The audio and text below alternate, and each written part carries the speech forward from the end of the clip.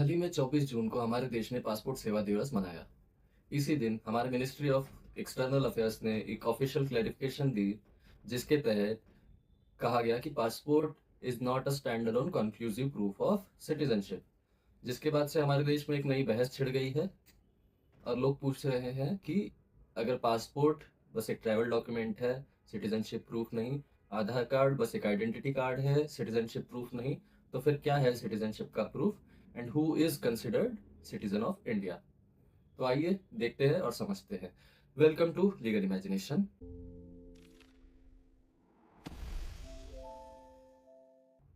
तो सबसे पहले तो हम ये स्टेटमेंट देखते हैं जो हमारे एमईए ने पास किया। That is, passport is a travel document and not a stand alone conclusive proof of citizenship. तो सबसे पहले तो आप लोग ये समझिए कि ये स्टेटमेंट गलत नहीं है। और दूसरी बात, ये सरकार का कोई नया स्टैंड नहीं है जो उन्होंने आउट ऑफ नोवेयर लिया हो। ये स्टैंड आज से 59 ईयर्स पहले भी एग्जिस्ट करता था, जब ये पासपोर्ट एक्ट इंडिया में इनैक्ट हुआ था। That is 1967। अब हम देखते हैं इस स्टेटमेंट को ध्यान से।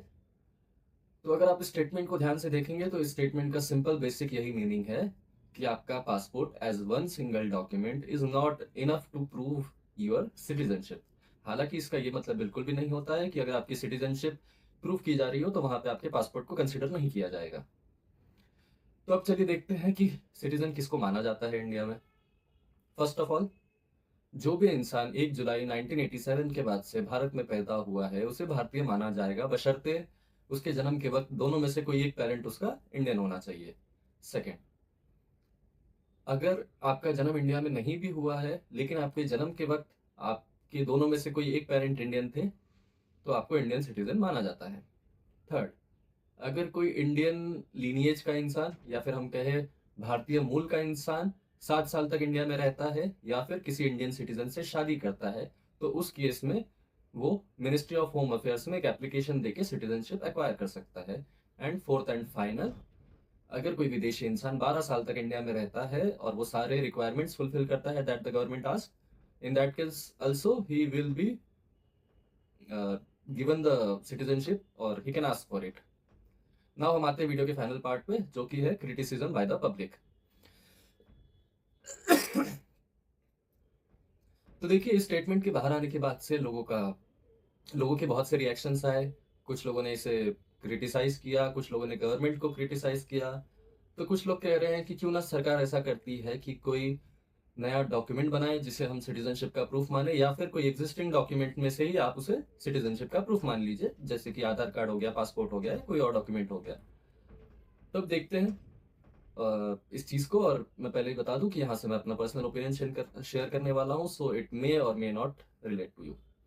तो मुझे ऐसा लगता है कि किसी एक डॉक्यूमेंट को सिटीजनशिप का प्रूफ ना मानना ये सरकार की एक स्ट्रेटेजिक डिसीजन है। अब आप सोच रहे होंगे ऐसा क्यों। तो मुझे ऐसा लगता है, इंडिया में सिटीजनशिप हासिल करना कोई आसान काम नहीं है। या तो आपको इंडिया में पैदा होना पड़ेगा, या फिर आपके कोई एक पेरेंट इंडियन सिटीजन होने चाहिए, या फिर आपको वो रिक्वायरमेंट फुलफिल करनी पड़ेगी जिसके बाद से आप सिटीजनशिप एक्वायर कर सकते हैं। सरकार कोई एक डॉक्यूमेंट के बेसिस पे आपको सिटीजन नहीं मानती है।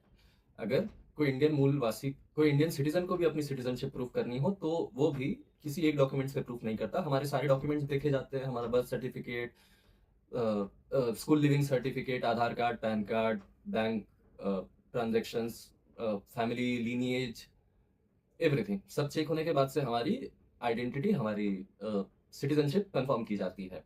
हालांकि हमें ज़रूरत नहीं पड़ती है प्रूफ करने की, क्योंकि हम पैदा हुए हैं यहाँ पे, बट फिर भी अगर ज़रूरत पड़े तो। सिमिलरली अगर हम देखने जाए कि क्यों ज़रूरी है ये चीज़, तो आप देखिए, हाल ही में हमने देखा कि कैसे वेस्ट बंगाल में बहुत से बांग्लादेशी इन्फिल्ट्रेटर्स को आधार कार्ड कितनी आसानी से मिल गया, जस्ट बिकॉज वहाँ की गवर्नमेंट उनको फुल सपोर्ट कर रही थी। और उस आधार कार्ड के चलते उनके पास इतनी पावर आ गई थी कि वो इलेक्शन इन्फ्लुएंस कर पाए। अब सोचिए कि अगर हम आधार कार्ड को सिटीजनशिप का प्रूफ मान लेते हैं, तो इन दैट केस वो सारे के सारे बांग्लादेशी इन्फिल्ट्रेटर्स जिनको आज देश से निकाला जा रहा है उन्हें इंडियन सिटीजन मान के शायद रखना पड़ जाता।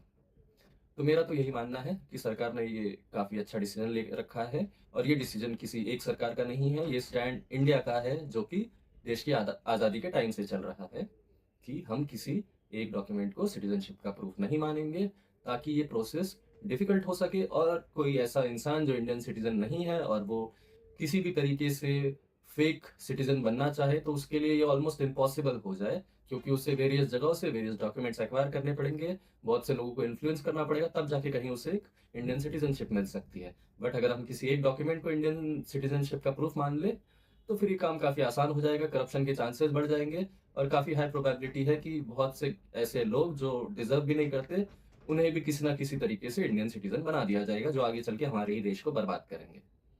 ये मेरा पर्सनल ओपिनियन था, मैं चाहूँगा आप लोग अपने ओपिनियन शेयर करें। Thank you for watching us.